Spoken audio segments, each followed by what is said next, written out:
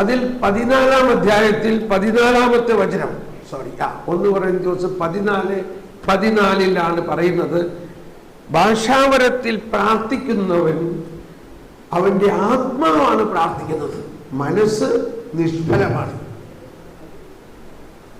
ഭാഷാവരത്തിൽ പ്രാർത്ഥിക്കുമ്പോൾ, ഒരാൾ ഭാഷാവരത്തിൽ പ്രാർത്ഥിക്കുമ്പോൾ അവന്റെ ആത്മാവ്, അതായത് നമ്മളിൽ ഒരു മനുഷ്യാത്മാവുണ്ട്.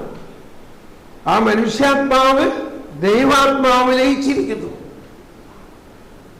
ആ ദൈവാത്മാവ് മനുഷ്യാത്മാവിൽ പ്രാർത്ഥിക്കുന്നു. അങ്ങനെ നമ്മുടെ ആത്മാവ് പ്രാർത്ഥിക്കുന്നതാണ് ശാലബല ലാലബല ലാലബല ലാലബല.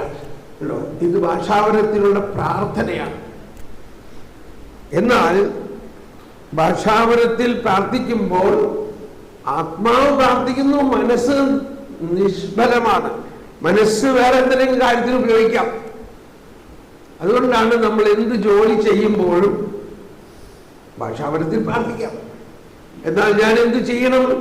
ഞാൻ മനസ്സുകൊണ്ടും ആത്മാവ് കൊണ്ടും പ്രാർത്ഥിക്കുന്നു. അതെന്തിനാണ്? നമ്മൾ പ്രാർത്ഥിക്കുന്നത് എന്തിനാണെന്ന് മറ്റുള്ളവർക്ക് മനസ്സിലാകാനും അവർക്ക് ചേർന്ന് പ്രാർത്ഥിക്കാൻ. ഉദാഹരണത്തിന്, നമ്മളിപ്പോ ഒന്ന് പ്രാർത്ഥിക്കാൻ പോവുകയാണ്, മനസ്സുകൊണ്ടും ആത്മാവ് കൊണ്ടും.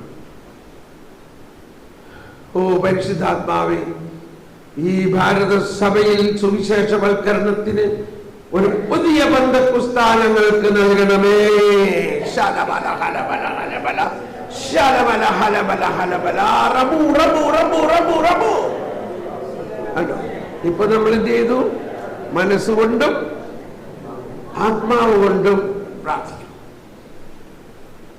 അപ്പൊ നമ്മൾ എല്ലാവരും കൂടി പ്രാർത്ഥിച്ചു, മനസ്സുകൊണ്ടും ആത്മാവ് കൊണ്ടും. ഇനി പറയുകയാണ്, ഞാൻ ഭാഷാവരത്തോടെ പ്രാർത്ഥിക്കുമ്പോൾ എൻ്റെ ആത്മാവ് പ്രാർത്ഥിക്കുന്നു, എന്നാൽ എൻ്റെ മനസ്സ് ബലരഹിതമായിരിക്കും. ഞാൻ എന്ത് ചെയ്യേണ്ടു? ഞാൻ എൻ്റെ ആത്മാവ് കൊണ്ടും മനസ്സുകൊണ്ടും പ്രാർത്ഥിക്കും, ആത്മാവ് കൊണ്ടും മനസ്സുകൊണ്ടും പാടുകയും ചെയ്യും.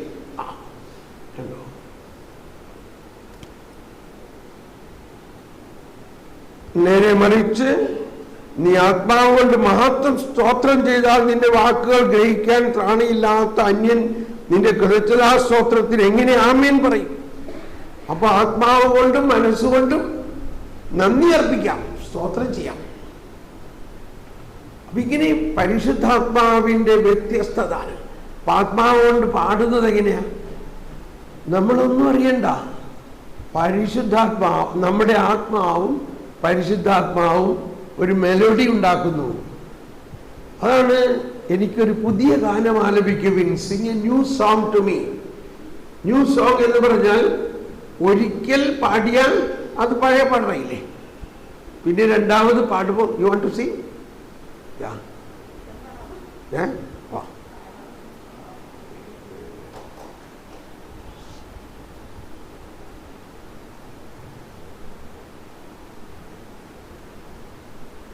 പഠിക്കും.